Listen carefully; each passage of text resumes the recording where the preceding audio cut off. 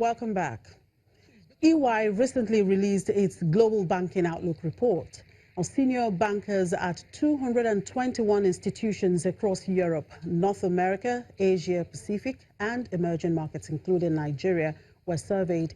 And one of the key findings is that banks are seeking to become digitally mature, completing the transition from regulatory-driven transformation to innovation-led change in order to insulate themselves from future downturns. I'm now being joined by the Director, IT Advisory, EY Nigeria, Mr. Adedapo Adewale. Good afternoon. Thank you very much for joining us, Mr. Adewale.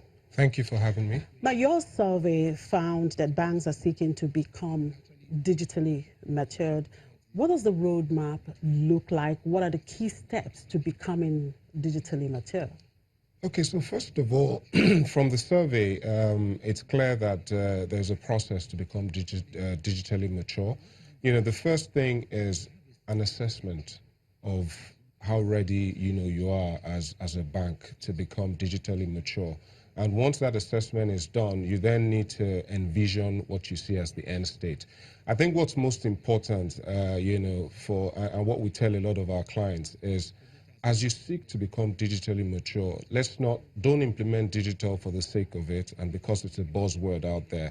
Ensure that digital is tailored to your own specific needs as an organization. So once you defined your strategy, the next thing is to then think through what digital initiatives, that would help you solve your strategic objectives. And once that is done, you then go through a funneling process where you basically identify all of these initiatives and you ensure that, first and foremost, they're either initiatives that would add to the bottom line from a revenue perspective, they're initiatives that would improve, your efficiency as well as cost, right? Initiatives that would enhance customer experience, and also initiatives that could improve employee productivity. So those are the things you must look at critically and not just implement digital for the sake of implementing digital. All right, looking at the banking system in Africa, in particular, where are the banks now? At what stage are they prepared to be digitally mature? Okay, so we have three categories of banks in Africa, right? So we've got the digitally mature banks, largely in Egypt and South Africa, in some cases Mauritius, largely because of the maturity of the banking population as well and the willingness to invest in digital technologies. We then have the digital intermediate banks, and there are two bands. There's the more mature digitally intermediate banks, so to speak, which would be like Kenya and the likes. And then you then have the lower end, which is where Nigeria falls. Nigeria, Ghana, and some other banks like that. Now, the reason Nigeria and Ghana are sort of lagging behind is largely because of the financial inclusion challenge. So a lot of Nigerians are still not banked. Right, and then we have the digitally immature banks, which would be, banks in Tanzania and in some other parts of Africa, Tanzania, Uganda, and so on.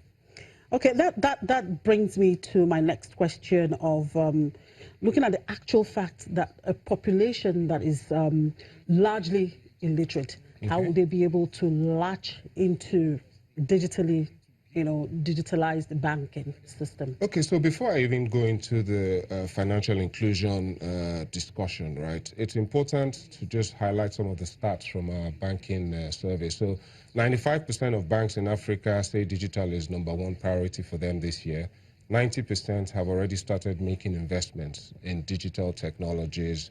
About 60% understand the importance of cybersecurity as digital risk as they start to implement this. And then about 50% are looking internally to build those capabilities, obviously for FX reasons, the fact that the Naira has sort of depreciated, over the last few years. And then there's also a war for talent. So digital talent is becoming, is becoming a bit difficult to retain. So about over 90% of banking executives understand the importance to attract and retain that talent. Then back to your question on financial, inclusion. Now, the truth is banks locally understand the need to penetrate the non-banked sector, and it will be largely done through mobility. Right, so mobility would be, and obviously there's the USSD platform, which banks are rolling out today. Now, what that platform does is it allows you to bank without a smartphone or without having access to data. So clearly, mobility, agency banking would be the strategies that local banks in Nigeria will adopt to solve the financial inclusion problem. Now, how do you compare and contrast digitally matured bank and fintech?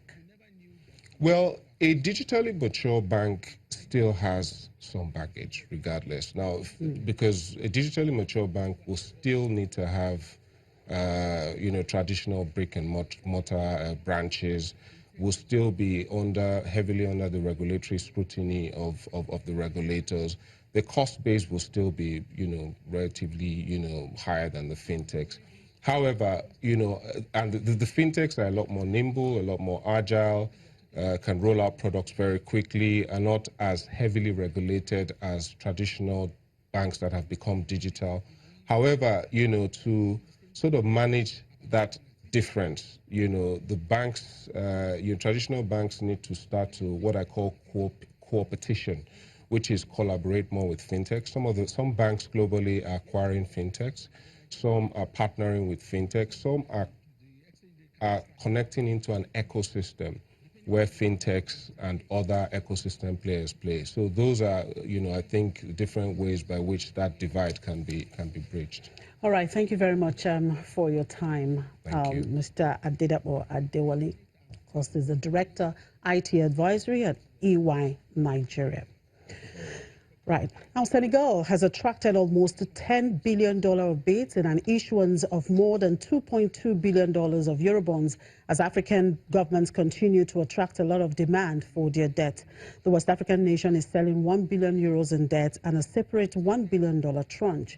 The Euro notes will have an average life of 9 years and yield 4.75%, while the dollar securities will have an average maturity of 29 years and yield 6.75%. And finally, Ivory Coast national airline Air Côte d'Ivoire aims to raise $111.5 million in the second half of the year to finalize its aircraft acquisition program. Now, the company is seeking a bank to coordinate with the African Development Bank to co-arrange and structure the debt that will go towards acquiring 5 new Airbus A320 planes. Air Côte d'Ivoire already has a fleet of 10 planes and operates in 20 African and 5 domestic destinations. The new 5 planes will make it one of Africa's primary carriers. The African Development Bank in November approved 98 million euros in loans for the aircraft, 2 of which have already been delivered. And that's it on the program. Thank you very much for watching. I'm Chimeze Obi Iwago.